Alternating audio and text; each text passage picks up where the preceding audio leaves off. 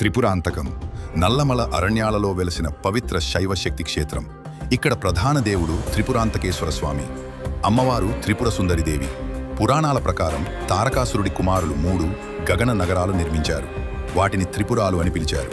ఆ నగరాలు ఒకేసారి ఒక సరళ రేఖలో చేరినప్పుడు మాత్రమే నాశనం చేయగలరనే వరం వారికి లభించింది. అసురులు అధర్మం పెంచినప్పుడు దేవతలు శివుని ప్రార్థించారు.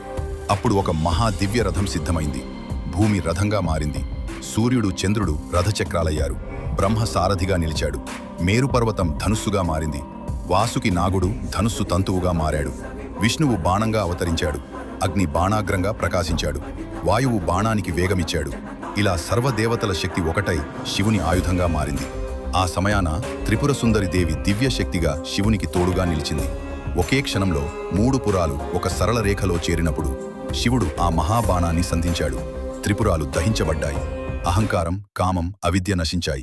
ఆ ఘన విజయంతో ఆయన త్రిపురాంతకుడు అయ్యాడు. త్రిపుర సుందరి దేవి సంహారం అనంతరం ఈ క్షేత్రంలో వెలసి భక్తులకు కరుణ ప్రసాదించింది. త్రిపురాంతకం శివశక్తుల ఏకత్వానికి మరియు అంతరంగ విముక్తికి ప్రతీక.